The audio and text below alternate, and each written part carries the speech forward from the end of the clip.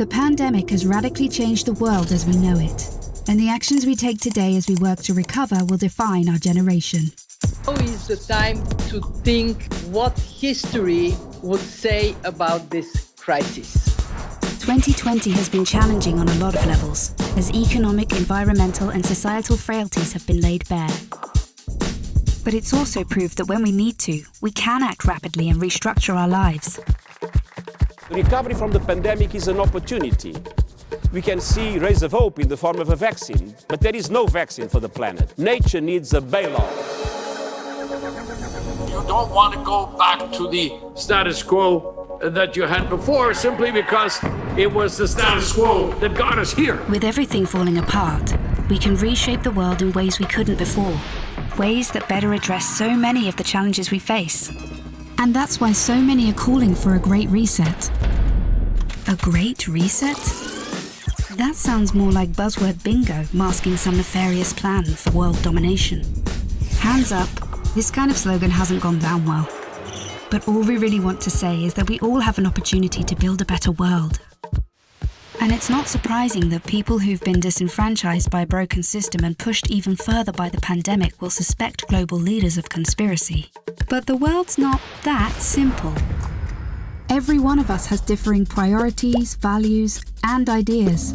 That's part of why solutions are so hard to come by, and why we all need to be involved in the decision-making. Because whether it's politicians, CEOs, academics, activists, or you, we're all about getting people together, even those you may not like, to sit down at the table and develop solutions that work for all of us. But we need enormous trust between the private sector and the public sector for this to actually work. That trust is hard to come by.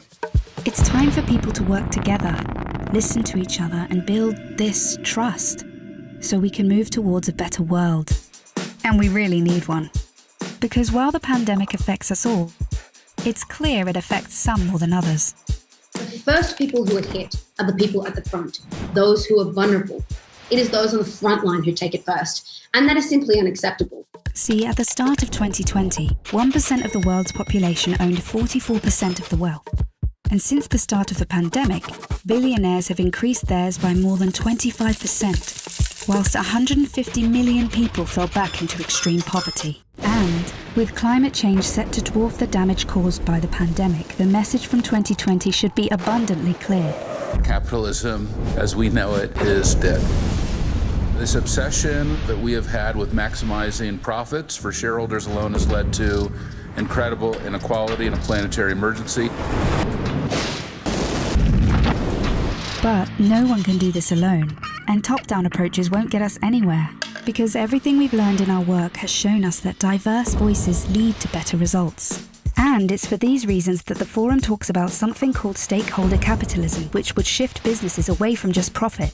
Because if we want to change where the focus of our recovery will go, then we need a new dashboard for the new economy. And that needs to encompass people, planet, prosperity, and institutions. Giving people a real stake in the economy and putting well-being before growth.